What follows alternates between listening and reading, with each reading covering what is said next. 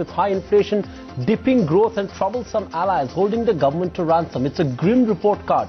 But with 2 years to go to central elections, can UPA reinvent itself? Can UPA re-engineer itself? Or will politics further mar economic decision-making? Suchetna Ray with the big story this evening.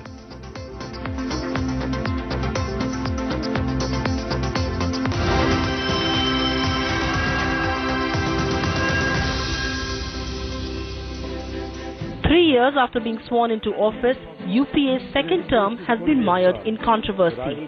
It has been 3 years of scam, high inflation, dented growth, policy paralysis and a sense of drift in New Delhi. The multi-crore 2G spectrum scam has haunted the government and shook the telecom industry, which is still grappling with its after effect. From one controversy onto another, no one is willing to bite the bullet anymore. Policy paralysis has been the obvious result. The trust deficit between the industry and the government has widened further. But UPA's biggest failure has been inflation that has remained stubbornly high and growth that's threatening to come to a grinding halt.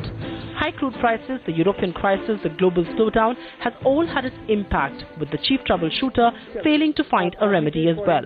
Buck stops at me, I agree. Buck stops at our door.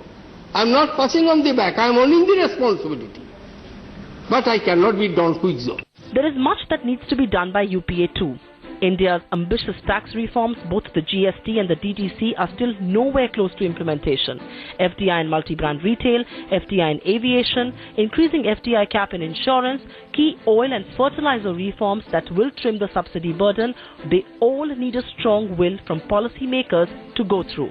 And with general elections just 2 years away, experts are already asserting that reforms may have to wait. Always politics which determines economic policy, and if you have high tension elections in the country, then more and more politics will influence economic decision making. The 3-year report card of UPA may have very little to cheer about, but these have been tough times. The big question now is, can the government take its adamant allies on board, convince the opposition and bite the bullet on reforms, instead of believing that it's business as usual, when in reality it isn't? Suchetna Ray, ET Now, New Delhi. And it's that grim report card that we're now going to put across to our special guests. Within 2 years left for this government, what can it deliver? Is that time too less? Lord Meghnad Desai from London, Sunil Kant Munjal from New Delhi. He's the joint MD of Hero Motor Corp, and Ashwini Kumar with the government's perspective. Gentlemen, thanks very much for joining us. Lord Desai, first straight to you. Has UPA2 failed from its objectives of economic reform? And in your mind, which have really been the biggest misses of UPA2? I think it was a mistake to expect UPA2 to go full flight out on reform, because I think it is within the Congress party there are forces which are anti-reform who kind of on the left. So that was a compromise which had to be managed. And I think what's happened is that small reforms have been made about allowing foreigners to hold equity and so on. But the big reforms have run against opposition within the Congress party and from coalition allies. So in a sense, reform which was expected of the UPA hasn't really happened because it has not been a priority for the UPA. So essentially reform has sort of been a victim of coalition politics. Sunil Kant Munjal, UPA2 came without left parties raising hopes of India Inc. about how things would change. There would be a pro-reform government, except they didn't know that there would be a lady in a white sari called Mamata Banerjee taking all of that away, reversing any possible hope. These 3 years, your take? You're right. The expectation was when the UPA came around second time that things will move quicker, faster, and we will see much more of the pending reforms get addressed. But it's actually been disappointing in the sense there's so much of a downturn globally. The US, Europe, and within India, there is clearly need to do much more than has happened in this last 3 years. There's a whole lot of work pending to be done, and it is actually a big challenge we seem to face right now, getting things done. Sunil Munjal, what according to you has been the biggest disappointment as far as the UPA government is concerned, and what is it that you'd like to see get done in the next 2 years? I can tell you what industry expects to happen right now. What industry hopes will happen is that what we hope would happen is that when the entire world was slowing down, we had an opportunity to pull ahead significantly from the rest of the world, which we did not do. So in some sense, that was a lost opportunity. While we are doing better than most others, but we were not able to widen our gap or build up more on what we could have.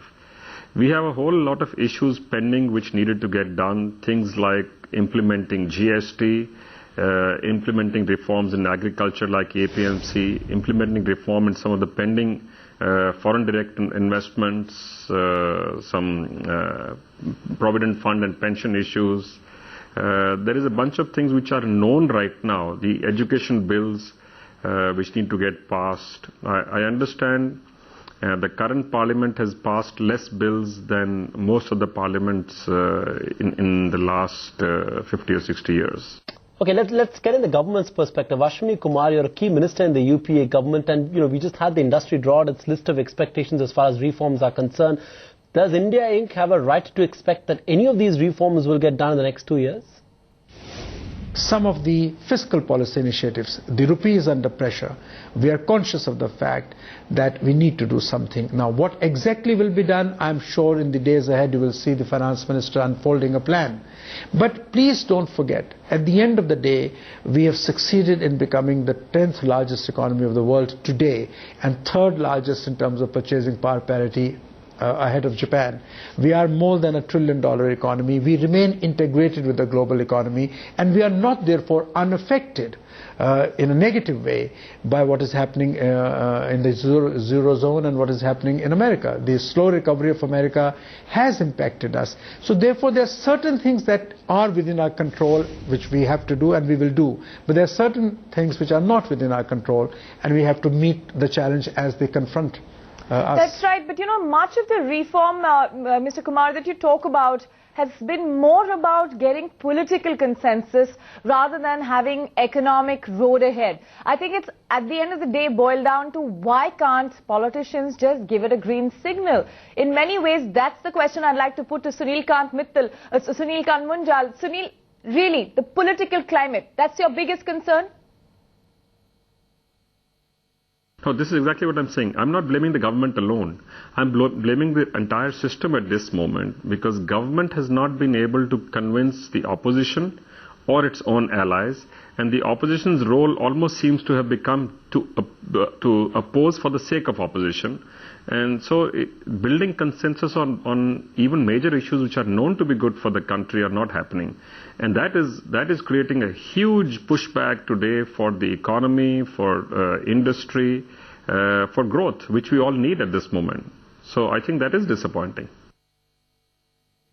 All right, let's get to GST, Lord Desai, because, let's pick up some of the reforms that the government came on with a lot of gusto but quite didn't deliver.